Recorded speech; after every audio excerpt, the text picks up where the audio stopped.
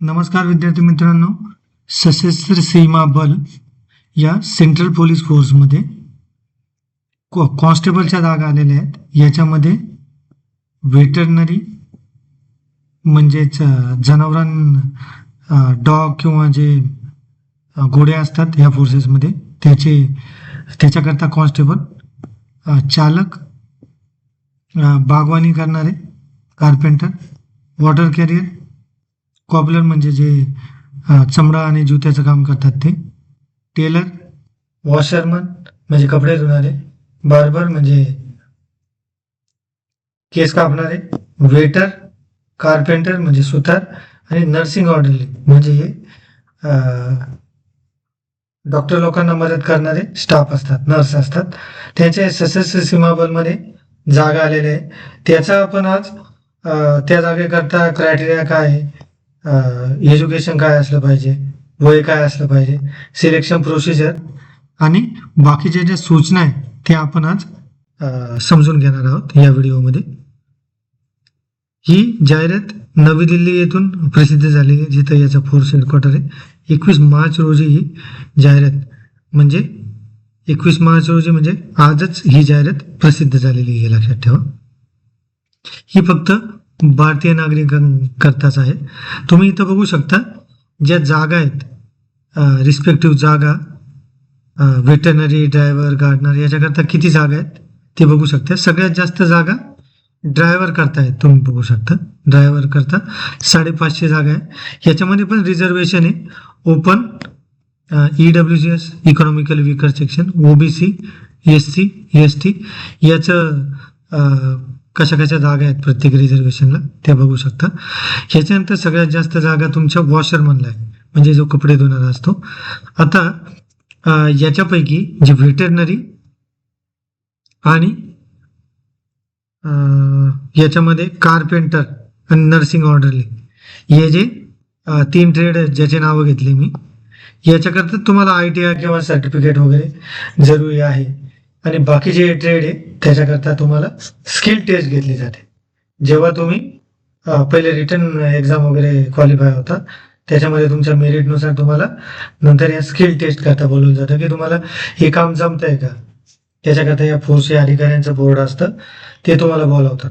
आता आपण बघू पुढं 10% ज्या व्हॅकन्सीज आहे त्या एक्स सर्व्हिसमन करत आहे. आता सगळ्यात महत्त्वाचं, या ज्या जागा आहेत या कॉन्स्टेबल GD आणि इथं काय असतं, हे कॉन्स्टेबल फॉलोअर म्हणतात. यांना काय म्हणतात, यांना कॉन्स्टेबल फॉलोअर म्हणतात. का फॉलोअर का म्हणतात यांना कॉन्स्टेबल फॉलोअर, तर कॉन्स्टेबल GD यांना म्हणजे बॉर्डरवर ड्युटी करायला लागते, लढाईचं काम असतंय, वेपनचं काम असतंय. आणि ही जी फॉलोअर पार्टी आहे, ही पार्टी मेनली जे लढाई सोडून जे बाकीचं काम आहे, मेंटेनन्स म्हणजे तिथं असणारे जनावरं, तिथं असणाऱ्या गाड्या, तिथं असणारे बाग बगीचे, तिथं मेसमध्ये काम करणे, तिथं जे जुता किंवा ज्या लेदर रिलेटेड काम आहे, शिलाई रिलेटेड काम आहे, ते हे टेलर लोक करतात. तिथं भांडी धुणे किंवा जेवण बनवायचं काम, बार्बर म्हणजे केस कापण्याचं काम, वेटर म्हणजे जेवण वगैरे बनवल्यावर ते सर्व करण्याचं काम, कार्पेंटर म्हणजे सुताराचं काम आणि नर्सिंग ऑर्डरली म्हणजे नर्सचं काम. हे काम म्हणजे या लोकांना जास्त वर्कलोड कमी असतो असं म्हणता येईल. आणि त्यांना जवळपास यांच्या एवढंच पेमेंट मिळतं. आणि आता मागच्या काही वर्षापासून त्यांचे प्रमोशन सुद्धा होत आहेत. आता जे कॉन्स्टेबल हे फॉलोअर जे 15 ते 20 वर्षापूर्वी कॉन्स्टेबल फॉलोअर म्हणून जॉईन झाले, तर त्यांना हेड कॉन्स्टेबल या पदावर या सशस्त्र सीमा बलमध्ये प्रमोशन देण्यात आलेलं आहे. तर सगळ्यात महत्त्वाचं, फक्त ऑनलाईन मोडमध्ये ॲप्लिकेशन येणार आहे, ते लक्षात ठेवा. आता पुढे जाऊ, आपण पे स्केल बघू. जेव्हा हे जॉईन करतात त्यात त्यांना 21,700 प्लस आणखी 21,000 पकडून घ्या, जो डिअरनेस अलाउन्स म्हणजे महागाई भत्ता. तर जवळपास 50,000 प्लस पेमेंट यांना सध्या 7वं वेतन आयोग म्हणजे 5th पे कमिशननुसार. आता 8th पे माझ्या मते 8th पे कमिशन आलं तर जे पुढच्या वर्षी प्रस्तावित आहे तर जवळपास 85,000 प्लस हे लोकांचं सॅलरीज आहे. म्हणजे तुम्ही बघा ऑलमोस्ट 2 ते 2,500 रुपये पर मंथ प्लस राहायला एक छोटंसं 1 BHK घर मिळते आणि सगळ्या सुखसोयी आणि सेंट्रल गव्हर्नमेंटची नोकरी. आणि मेनली हे सशस्त्र सीमा बल हे इंडो नेपाळ आणि इंडो भूटान या बॉर्डरवर आहे. म्हणजे जे उत्तराखंड, उत्तर प्रदेश, बिहार, आसाम, अरुणाचल, वेस्ट बेंगॉल, सिक्कीम या वेगवेगळ्या जे 8 ते 9 राज्य आहे त्याच्यामध्ये या सशस्त्र सीमा बलचं काम असते. आणि वयाच्या 60व्या वर्षीपर्यंत तुम्ही जॉब करू शकता. आता आपण इथं बघू शकता यांना दोन्ही पोस्टचा ऑप्शन दिलेला आहे. न्यू पेन्शन स्कीम NPS आणि UPS या दोन्ही पण स्कीम म्हणजे पेन्शन करता लागू करून दिलेले आहेत. याच्यामध्ये आपण बघू शकतो जवळपास सगळे जे पद आहेत हे वेगवेगळे जे पद आहेत तुम्ही इथं बघू शकता यांना सगळ्यांना 10वी पासचा क्रायटेरिया आहे. हे तुम्ही बघू शकता 10वी पासचा. आणि त्याच्यानंतर मी आधी सांगितल्याप्रमाणे वेटरनरीला 1 इयर एक्सपिरियन्स लागतोय. त्याच्यानंतर तुम्हाला हा डिप्लोमा कोर्स लागतोय या वेगवेगळ्या कोर्स करता. आणि याला ट्रेड टेस्ट असते. ट्रेड टेस्ट सगळ्यात महत्त्वाचं म्हणजे यांना हे काम जमतं का त्या पद्धतीनं ती टेस्ट घेतली जाते. आणि 1 इयर सर्टिफिकेट हे तुम्हाला ITI कॉलेज किंवा जे पण हे कोर्सेस चालवतात म्हणजे वेगवेगळ्या तहसील डिस्ट्रिक्ट लेवलला हे देशभरात तुम्हाला वेगवेगळ्या ठिकाणीहून हे मिळू शकतं. हे वेगवेगळे सर्टिफिकेट तुम्हाला पाहिजे. आलंय का लक्षात. आणि हे लोकली हे सर्टिफिकेट तुम्हाला मिळून जातात हे लक्षात ठेवा.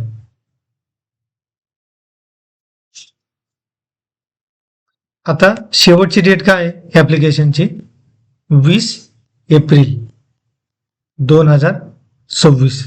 ऑनलाईन ऍप्लिकेशन आहे तुम्हाला जमा करावं लागेल ऑनलाईन पद्धतीनं. आता आपण पुढं बघू. एम्प्लॉयमेंट न्यूज मध्ये ही जाहिरात प्रसिद्ध झालेली आहे. आणि 10वीच्या मार्कशीटमध्ये जे तुमचं वय किंवा जन्मतारीख नोंदवली ती फायनल असणार आहे. इथं तुम्ही हा एजचा क्रायटेरिया बघून घ्या. वेटरनरी करता 27, ड्रायव्हर करता सगळ्यात जास्त पद 18 ते 27 आणि हेवी लायसन्स पाहिजे हे लक्षात ठेवा. इथं कोणतंही तुम्हाला हे नाही पाहिजे कोणतं ट्रेनिंग डिप्लोमा किंवा काय. हेवी लायसन्सचं तुमचं पाहिजे तुमच्याकडे. सगळ्यात कमी वय बघा ते फक्त 23 वर्ष कशाला दिलेले या पदांकरता दिले.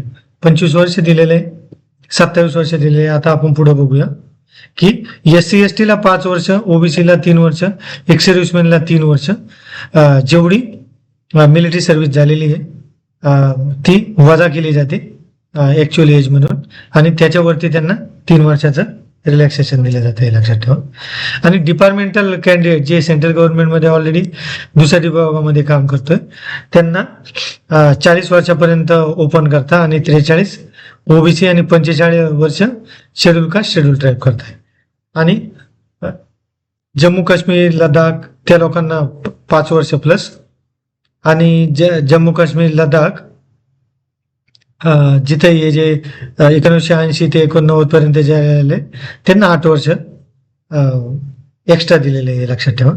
त्याच्यानंतर पुढे दिलेले 1984च्या ज्या दंगली झाल्या होत्या खासकर दिल्ली आणि पंजाब या दोन्ही राज्यांमध्ये तिथं जे अफेक्टेड आहे त्यांना 5 वर्षे. आणि जे चिल्ड्रन ऑफ विक्टिम्स म्हणजे जे लोक 84च्या रायटमध्ये गेलेले OBC SC ST त्यांना हे रिझर्वेशन वाढवून दिलेलं आहे हे बघू शकता तुम्ही. आता हे काही टेक्निकल गोष्टी आहे ज्या जास्त काही महत्वाच्या नाही आहेत त्या तुम्ही वाचून घेऊ शकता. जे वेगवेगळे सर्टिफिकेट तुम्हाला द्यायचे ते त्याबद्दल दिलेले आहे त्यांनी. आता याच्या पुढं जो OBC मध्ये आहे त्यांना नॉन क्रिमिनल सर्टिफिकेट हे मागच्या 3 वर्षाचं आणि फॉर्मची मुदत संपण्याच्या आत म्हणजे फॉर्मची जी मुदत आहे त्याच्या संपण्याच्या आत म्हणजे तुम्हाला 20 एप्रिल म्हणजे शेवटची डेट याच्या आधीचं तुम्हाला नॉन क्रिमिनल सर्टिफिकेट घ्यायला लागेल हे लक्षात ठेवा. याच्यानंतर आपण पुढे जाऊ. याच्यानंतर पुढं जे एज रिलॅक्सेशन आहे तुम्हाला आधीच बोललो मी. SC ST त्याचा प्रॉफॉर्मा दिलेला आहे त्या प्रॉफॉर्मामध्ये सर्टिफिकेट. आणि OBC कॅटेगरीचे हे जे नॉन क्रिमिनल सर्टिफिकेट आहे हे तुम्हाला सेंट्रल गव्हर्नमेंटच्या फॉर्मॅटमध्ये काढायला लागतं. कारण की स्टेट गव्हर्नमेंटचा फॉर्मॅट हे दोन्ही वेगळे आहेत. हे फॉर्मॅट फार महत्वाचे आहे. ते तुम्ही आपल्या अकॅडमीच्या ॲपवर तुम्हाला ते सेंट्रल आणि स्टेट गव्हर्नमेंटचे फॉर्मॅट बघायला भेटतील हे लक्षात ठेवा. आता इकॉनॉमिकली विकर सेक्शनला काय करायचं आहे, त्यांनी 8 लाख रुपयाची मर्यादा आहे आणि त्यांना जे इन्कम ऑल सोर्सेस पासून आहे, सॅलरी म्हणजे वेतन, शेती, बिझनेस आणि प्रोफेशन या सगळ्यामध्ये 1 वर्षाकरता, म्हणजे हे ऍप्लिकेशन यायच्या आधी 1 वर्ष म्हणजे तुम्हाला मागच्या वर्षीचं म्हणजे 25-26चं सर्टिफिकेट काढायला लागणार. हे बघा, आणि हे व्हॅलिड कधी असणार आहे 26-27 म्हणजे या एक्झामच्या पिरियडमध्ये. डॉक्युमेंटेशन, या एक्झामचं डॉक्युमेंटेशन ऑलमोस्ट तुमचं जवळपास 6 महिने लागतील, कारण की पहिले तुमची रिटन टेस्ट होईल, त्याला आपण CBT म्हणतो. त्याच्यानंतर तुमची ही जेव्हा क्वालिफाय होईल तेव्हा तुमचं फिजिकल होईल, फिजिकल आणि त्याला आपण PST PET असं म्हणतो. त्याच्यानंतर तुमची ट्रेड टेस्ट होईल आणि ट्रेड टेस्टच्या वेळेस त्याच्यानंतर तुमचं डॉक्युमेंटेशन आणि DME डिपार्टमेंटल मेडिकल एक्झामिनेशन म्हणतो, ते म्हणते DME किंवा RME रिव्ह्यू मेडिकल एक्झामिनेशन. जेव्हा फेल होतो डिपार्टमेंटलमध्ये रिव्ह्यू घेतली जाते तुमचा.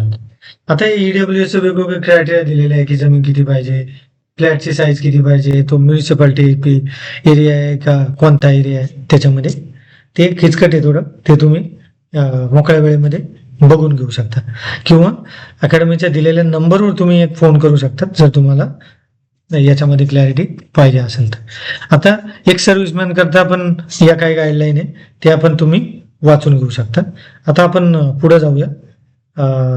हे सगळ्यात महत्त्वाचं, डिस्क्वालिफिकेशन कुठं होऊ शकतं, जर मॅरेज रिलेटेड, जर सेकंड मॅरेज केलं तर तो म्हणजे मॅरेज 2दा झालेला असला किंवा त्या कॉन्ट्रॅक्टेड मॅरेज किंवा ते प्रत्येक गव्हर्नमेंट एम्प्लॉईला फक्त लग्न आयुष्यभरात एकदाच करू शकतो आणि दुसरं लग्न करायचं असल्यास त्याला पहिल्या बायकोपासून किंवा पहिल्या नवऱ्यापासून त्या लेडीला डिवोर्स घेतल्यानंतर दुसरं लग्न करता येतं. आता सगळ्यात महत्त्वाचं, सेंट्रल गव्हर्नमेंटचे काही क्रायटेरिया आहे. तुम्हाला कोणत्याही कोर्टाने तुम्हाला सजा दिलेली नसावी किंवा म्हणजे सजेला पात्र ठरवलेलं नसावं आणि कोणत्याही दुसऱ्या गव्हर्नमेंट सर्व्हिसमधून तुम्ही डिसमिस म्हणजे कोणत्याही दुसऱ्या सर्व्हिसमधून तुम्हाला काढून टाकलेलं नसावं. हे 2 क्रायटेरिया आहे. आता बायोमेट्रिक, हे पण फार महत्त्वाचं आहे. जेव्हा फॉर्म फिल करतात म्हणजे ऑनलाईन ॲप्लिकेशन, तेव्हा तुमचं बायोमेट्रिक घेतलं जातं ऑनलाईन ॲप्लिकेशनच्या वेळेस, आणि परत तुमचं CBTच्या वेळेस बायोमेट्रिक घेतलं जातं, परत तुमचं म्हणजे PST PETच्या वेळेस घेतलं जातं, परत तुमचं ट्रेड टेस्टच्या वेळेस घेतलं जातं आणि परत तुमचं डॉक्युमेंटेशन किंवा DME. म्हणजे गव्हर्नमेंट फार सिरियसली घेते या क्रायटेरियाला, काही कुठंच फसवणूक होऊ नये जेन्युइन कॅन्डिडेटची. त्याच्याकरता both thumb left and right आणि हे जे आधी घेतलेले ऑनलाईनच्या वेळेस घेतलेले CBTच्या वेळेस घेतलेले जे आहे लेफ्ट अँड राईट थंब किंवा फेशियल रेकग्निशन, ते PST PET आणि रिटन एक्झामिनेशनच्या वेळेस पण ते मॅच केले जाणार आहे, हे लक्षात ठेवा. आणि ज्यांचे मॅच होत नाहीत बायोमेट्रिक ज्याचे मॅच होत नाहीत त्याला नोकरीचं जॉईनिंग लेटर पण मिळत नाही, हे लक्षात ठेवा सगळ्यात महत्त्वाचं, आणि त्यांना डिबार केलं जातं. त्याच्यामुळे हे फार महत्त्वाचं आहे बायोमेट्रिक, हे लक्षात ठेवा. 100 रुपये फी आहे फॉर्मची, जी तुम्ही net banking, credit card, debit card, UPI through ही भरू शकता, हे लक्षात ठेवा. आता ॲप्लिकेशन कसं करायचं आहे ते डिटेल, म्हणजे सगळ्यात महत्त्वाचं, candidate can apply for only 1 post, एकाच जागेकरता अप्लाय करू शकतो. म्हणजे सगळ्यात महत्त्वाचं, या जेवढ्या जागा इथे दिलेल्या आहेत याच्यामध्ये veterinary, driver, gardener, water carrier, cobbler, tailor, washerman, barber, waiter, carpenter, याच्यापैकी फक्त 1 पोस्ट आता ही तुम्ही निवडायची आहे का. तुम्हाला तुमच्याकडे ड्रायव्हिंग लायसन्स आहे, व्हॅलिड ड्रायव्हिंग लायसन्स, तर टॉप प्रायोरिटी दिली पाहिजे. त्याच्यानंतर सगळ्यात जास्त जागा म्हटल्या तर त्या तुमच्या याच्या आहेत वॉशरमॅनच्या, त्याच्याकरता तुम्ही प्रायोरिटी दिली पाहिजे. ज्याला जास्त जागा आहेत आणि ज्याचे सर्टिफिकेट तुमच्याकडं आहेत त्याच्याकरता तुम्ही जास्त मेहनत घेतली पाहिजे, हे लक्षात ठेवा. याच्यामध्ये कॅन्डिडेटला त्याचं नाव, वडिलाचं नाव, आईचं नाव, जन्मतारीख, म्हणजे मेल फिमेल आहे ते, नॅशनॅलिटी, रिलिजन, मॅरिड आहे नाही आहे हे लक्षात ठेवायला लागतं. हे पण लिहायला लागतं. Married, unmarried, divorcee, widowed, category, ही कॅटेगरी तुम्हाला इंडिकेट करणं फार महत्त्वाचं आहे, हे लक्षात ठेवा. परत तुमचं हाईट आणि चेस्ट हे सगळ्यात महत्त्वाचं आहे. आता तुम्ही गडवाली, कुमावणी, डोगरा, मराठा, आता मराठा का महाराष्ट्र, तर सगळ्यात महत्त्वाचं सांगतोय का, लक्ष देऊन आहे का, महाराष्ट्रातल्या कॅन्डिडेटला हाईट आणि चेस्टमध्ये रिलॅक्सेशन आहे आणि याच्याकरता त्यांना सर्टिफिकेट घ्यायला लागतं. आणि हे सर्टिफिकेट कोण देतं? तुमचं तहसीलदार किंवा प्रांत देतात, हे लक्षात ठेवा. तहसीलदार किंवा प्रांत देतात. त्यांना अर्ज करायचा, हे प्रॉफार्मा आहे, त्या प्रॉफार्मा तुम्हाला वेबसाईटवर मिळून जाईल किंवा आपल्या अगस्ती अकॅडमीच्या नंबरवर तुम्ही संपर्क साधू शकता. तुम्हाला हा प्रोफार्मा मराठा, फक्त मराठा ज्यांची जात आहे, मराठा म्हणजे जे कुणबी वगैरे ज्यांनी करून घेतले त्यांना याचा लाभ नाही घेता येणार. जे मराठा आहे त्यांना याचा लाभ भेटणार आहे. हे बघा, हे सर्टिफिकेट डिटेल पण तुम्हाला टाकायला लागतील. तर हे लवकरात लवकर काढून घ्या आणि आयुष्यात एकदा काढलं, एकदा तरी या परत परत काढायची या सर्टिफिकेटची गरज येत नाही.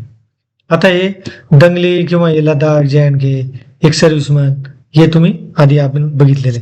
त्याच्यामध्ये जे डिपार्टमेंटल कॅन्डिडेट आहे, म्हणजे जे ऑलरेडी सेंट्रल गव्हर्नमेंटच्या दुसऱ्या सर्व्हिसमध्ये, तर त्यांना त्यांचे डिटेल टाकायला लागणार आहे. आधार नंबर फार महत्त्वाचा आहे आणि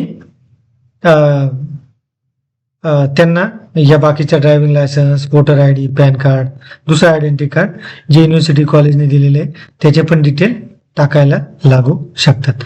आयडेंटिफिकेशन मार्क म्हणजे जन्मजात खून किंवा युनिक आयडेंटिफिकेशन मार्क हा पण तुम्हाला टाकायला लागतो. मोबाईल नंबर मोस्ट प्रोबेबली स्वतःचा असावा, याच्यावर SMS द्वारे अपडेट येतात, ते लक्षात ठेवा. ईमेल आय डी फार महत्त्वाचा, स्वतःचा आणि करंट आय डी आणि unique I D in use असणारा पाहिजे, कारण की याच्यावर तुमचं हॉल तिकीट येणार आहे. ईमेल आय डी हे लक्षात ठेवा. आणि हॉल तिकीटची लिंक तुम्हाला SMS द्वारा किंवा डायरेक्ट हॉल तिकीट तुम्हाला याचं PDF म्हणून तुम्हाला टाकलं जातं किंवा तुम्हाला डाउनलोड करता येतं. तुमचं जेव्हा रजिस्ट्रेशन होतं ॲप्लिकेशन फॉर्म तुमचा हॉल तिकीट हे पाठवलं जातं तुम्हाला, हे लक्षात ठेवा. त्याच्यानंतर एज्युकेशनल क्वालिफिकेशन तुम्हाला भरायचं आहे. 10वी किंवा त्याच्यापेक्षा जास्त शिकलेले असेल तरी चालतंय, पण मिनिमम 10वी झालेली पाहिजे. 10वीला कोणता किती टक्के पर्सेंटेज किंवा काय ते काय एवढं मॅन्डेटरी दिलेलं नाही, 10वी पास पाहिजे. पोस्टल आणि परमनंट ॲड्रेस सगळ्यात महत्त्वाचं. जर तुम्ही एखाद्या कोणत्या शहरात तयारी करत असाल तर तिथला पत्ता न देता तुमचा मूळ पत्ता देणं फार महत्त्वाचं आहे. आणि तुमच्या विरुद्ध जर एखादी केस पेंडिंग असेल पण त्याचा रिझल्ट लागलेला नसेल, त्या केसबद्दल पण तुम्हाला सांगायला लागतं. नंतर तेव्हा पोलीस व्हेरिफिकेशन होतं. पोलीस व्हेरिफिकेशन जॉईनिंगच्या आधी जर तुमच्या विरुद्ध काही केस वगैरे जर लोकल पोलीस ठाण्यात आढळली तर तुमची जॉईनिंग तुम्हाला मिळत नाही, हे लक्षात ठेवा. पासवर्ड, त्यांना स्वतःचा पासवर्ड क्रिएट करायला लागणार, हे लक्षात ठेवा. याच्यामध्ये एडिट करता येतं, एडिट बटन आहे प्रत्येक ठिकाणी. या जेव्हा डिटेल वेगवेगळ्या तुम्ही भरतात त्यावेळेस तुम्ही ते बघून घेऊ शकता. यामध्ये फोटो अपलोड करण्याचे क्रायटेरिया 12 KB पेक्षा कमी पाहिजे, रिझोल्युशन 4 KB पेक्षा कमी, 100 बाय 120 पिक्सेलचा हाईट आणि विड्थ पाहिजे, हे फार महत्वाचं आहे. आणि 75% चेहरा दिसला पाहिजे, हे लक्षात. म्हणजे शेजच्या जरासा थोडा वरती घ्यायला लागतो. आता सिग्नेचर जे पण इथं क्रायटेरिया दिलेले आहे JPG फॉर्मॅटमध्ये, आणि सगळ्यात महत्त्वाचं म्हणजे 12 KB आणि 4 KB 140 बाय 60 पाहिजे, हे लक्षात ठेवा. त्याच्यानंतर मोड ऑफ पेमेंट याच्याबद्दल बोललोच आपण. त्याच्यानंतर प्रूफ ऑफ कॅन्डिडेटचे प्रूफ काय का तुम्ही कोणत्या कॅटेगरी देत आहे, अनरिझर्वड, OBC, तर एक प्रिंटआउट घ्यायची तुम्ही जी फी भरल्यावर, जे फायनल सबमिशन करताय तुम्ही. हा फॉर्म तुम्ही ॲप्लिकेशन फॉर्म जपून ठेवला पाहिजे, कारण की हाच फॉर्म तुम्हाला ॲडमिट कार्डच्या वेळेस जेव्हा तुम्हाला ॲडमिट कार्ड येतं ते डाउनलोड करण्यासाठी आणि हे ॲप्लिकेशन तुम्हाला पुढं सोबत न्यायला लागते जेव्हा तुम्हाला PET PST आणि तुम्हाला जेव्हा स्किल टेस्ट किंवा जे डॉक्युमेंटेशन प्रोसेस असते त्यावेळेस तुम्हाला हे न्यायला लागतं, हे लक्षात ठेवा. त्याच्यानंतर वेगवेगळे सर्टिफिकेट मी तुम्हाला बोललो ते पण पाहिजे, हे लक्षात ठेवा. आणि याचा रजिस्ट्रेशन नंबर तुमचा ॲप्लिकेशन भरल्यावर एक जमा होईल, unique number, date of birth आणि तुमचं पेमेंट या डिटेल टाकून तुम्हाला तुमचं हॉल तिकीट डाउनलोड करावं लागेल, हे लक्षात ठेवा. ॲप्लिकेशन फॉर्म कुठेही इनकम्प्लीट नसावे, त्याचा फोटोग्राफ क्लिअर पाहिजे, तर ते ॲप्लिकेशन तुमचं डाउनलोड होणार आहे, लक्षात ठेवा, किंवा सबमिट होणार आहे, लक्षात ठेवा. तर रिक्रुटमेंट व्हेन्यू हे तुम्हाला जेव्हा फॉर्म भरता, जेव्हा तुम्ही चॉईस देता सेंटरचे, त्यावेळेस तुम्हाला ड्यू कोर्समध्ये नंतर सांगितलं जातं, हे लक्षात ठेवा. ऑनलाईन ही जी टेस्ट आहे ही महाराष्ट्राचा जर विचार करायचा तर मुंबई, नवी मुंबई, ठाणे, पुणे, नाशिक, औरंगाबाद, नागपूर इत्यादी हे जे 5 ते 6 महत्वाचे ठिकाण आहे, अजूनही काही विदर्भ मराठवाड्यातले ठिकाणं असू शकतात, हे 4 ते 5 ठिकाणी ही टेस्ट होईल असा अंदाज आहे, हे लक्षात ठेवा. जाण्यासाठी तुम्हाला कोणताही खर्च दिला जाणार नाही आणि हे महत्वाचं आहे. आणि तुम्ही कोणत्याही नोकरीत नाही त्याचं एक सर्टिफिकेट तुम्हाला MLA MP हे लोक जेव्हा गॅझेटेड ऑफिसर असतील तुमच्या लोकॅलिटीचे, खासकर तहसीलदार किंवा काय, ते तुम्ही कोणत्याही सेवेत नाही आहे किंवा नोकरीत नाही आहे हे त्यांनी दिलेलं पाहिजे, ते तुम्हाला सोबत ठेवायला लागणार आहे, हे लक्षात ठेवा.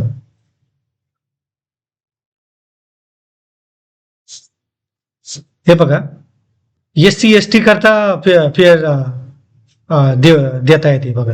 अनएम्प्लॉईड SC ST जे रिटर्न टेस्टमध्ये येता येते त्यांना काय बस आणि railway ticket, original caste certificate पाहिजे आणि त्यांचं हे MLA MP किंवा गॅझेटेड सर्टिफिकेट अधिकाऱ्याने त्यांचं लिहून दिलेलं पाहिजे का हे बेरोजगार आहेत. बाकी ओपन, OBC, EWS किंवा महिला या कॅटेगरीतल्या मुलं मुली किंवा महिला यांना मिळणार नाही, हे लक्षात ठेवा. आता PET PSTचे आपण थोडक्यात बघू. याच्यामध्ये 4.8 किलोमीटरची रनिंग होणार या 24 मिनिटांमध्ये आणि मुलींकरता फक्त 2.4 किलोमीटरचं रेस आहे 18 मिनिटमध्ये. इथं मुलींकरता बरंचसं टप केलेलं आहे 2.4 किलोमीटर 18 मध्ये, हे लक्षात ठेवा. आणि हे बघा, याच्यामध्ये आपण फिजिकल स्टँडर्ड म्हणजे हाईट चेस्टचा आपण बघू. तर मेलला 170 हाईट पाहिजे, सगळ्यात महत्वाचं 170 सेंटीमीटर किंवा त्याच्यापेक्षा जादा. फिमेलला 157. चेस्टचा क्रायटेरिया काय इथं 80 आणि मिनिमम 5. आता मराठा कॅन्डिडेटला किती आहे, ही जी चेस्ट आहे ही 78 येते इथं, म्हणजे मिनिमम 78 पाहिजे आणि फुलवल्यावरती 83 झाली पाहिजे, हे लक्षात ठेवा. हे बघा, हा क्रायटेरिया इथे दिलेला आहे त्यांनी, हा क्रायटेरिया ऑलरेडी इथे दिलेला आहे. आणि मराठा कॅन्डिडेट करता 165 हाईट पण चालली जाते, हे लक्षात ठेवा. आपल्याकरता सगळ्यात महत्वाचं महाराष्ट्रात जे मराठा जातीतून म्हणजे ओपन मधून जे मराठा फॉर्म भरणार आहेत त्यांच्याकरता OBC कुणबी जे आहेत, जे मराठा कुणबी, त्यांना ही 165ची फॅसिलिटी भेटणार नाही, हे लक्षात ठेवा. आता शेड्यूल ट्राईब म्हणजे जे आदिवासी आहेत त्यांना 162. आणि हे बघा, मराठा फिमेल करता 155, हे लक्षात ठेवा, हे इथं लक्षात ठेवा, तुम्ही बघून घ्या. ST फिमेल आहे 150 करता. आता तुम्ही म्हणाल सर SC महाराष्ट्रातला शेड्यूल कास्ट कॅन्डिडेटला हा मेल असेल किंवा फिमेल असेल, त्याला काय आहे, मेलला आहे 170 आणि फिमेलला काय आहे 157, हे लक्षात ठेवा. कारण की ही जी फॅसिलिटी आहे 165 आणि 155 ही फक्त मराठा मुला मुलींसाठी, हे लक्षात. आता सेम क्रायटेरिया इथं व्हेटरनरी करता दिलेला आहे, इथं ड्रायव्हर करता दिलेला आहे, तर तुम्ही हा क्रायटेरिया सेपरेटली पाहून घेऊ शकता. हे बघा, मराठाला 165. हे चेस्ट मुलींची घेत नाहीत, फक्त हाईट घेतली जाते, हे लक्षात ठेवा. आणि ड्रायव्हर इथं का दिलेले नाही महिला, हे फक्त मुलांकरता किंवा तरुणांकरता आहे. मुलींकरता ड्रायव्हरच्या पोस्ट नाही आहेत, हे लक्षात ठेवा. याच्यामध्ये रिस्पेक्टिव्हली तुम्ही बघून घेऊ शकता. परत इथं मेल फिमेल येत आहे प्रत्येक पोस्ट करता.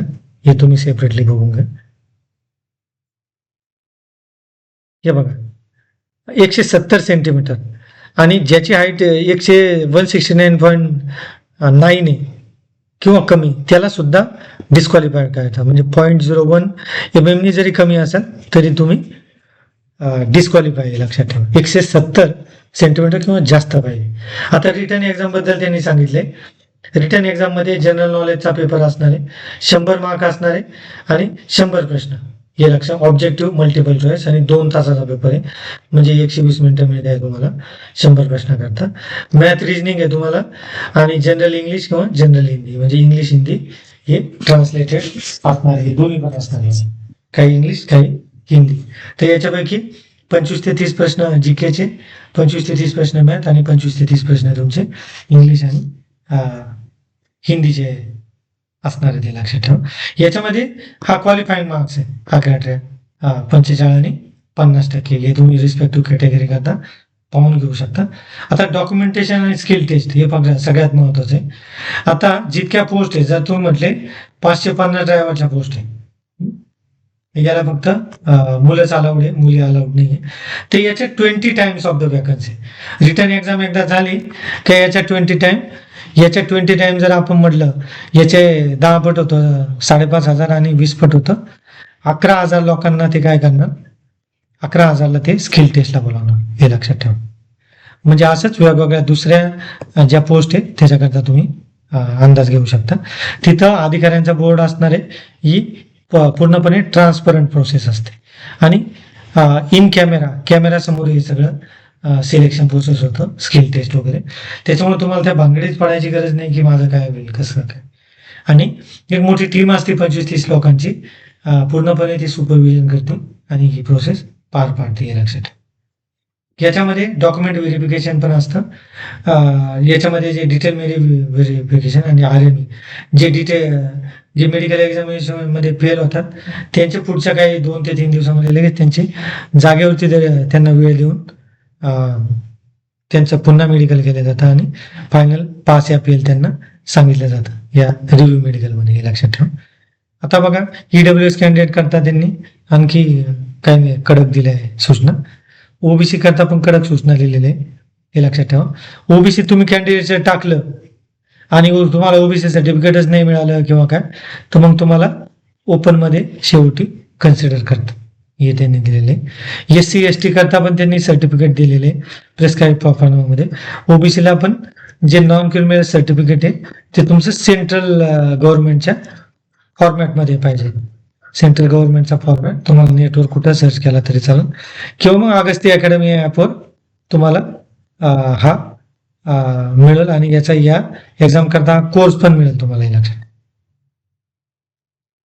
चेंज ऑफ कॅटेगरी सहसा अलाउड करत नाही ते, पण कोर्टात जायला लागतं तुम्हाला सहसा, हे लक्षात ठेवा. No reserve category candidate other than 2, म्हणजे ज्याच्यातून तुम्ही क्वालिफाय केले आहे तुमची रिटर्न किंवा कम्प्युटर बेस्ड टेस्ट, तीच तुम्हाला शेवटपर्यंत जनरली ठेवलं जातं. काही अपवादात्मक केसमध्ये इंटरचेंज करता येते, हे लक्षात. स्किल टेस्ट तुमची 50 मार्काची आहे आणि क्वालिफाईंग आहे आणि याचं फायनल मेरिटमध्ये मार्क पकडले जात नाही. पण मिनिमम मार्क त्यांना, म्हणजे 50 पैकी 60% म्हणजे 30 मार्क्स तुम्हाला आलेच पाहिजे. 30 पेक्षा कमी आले तर तुम्ही फेल, हे लक्षात ठेवा. याच्यामुळे आता मेडिकल बोर्डमध्ये काय असते, इथं जर या 555 वॅकन्सी आहे तर मेडिकलला जवळजवळ 1600 प्लस कॅन्डिडेट बोलावणार आहे, हे लक्षात ठेवा इथं.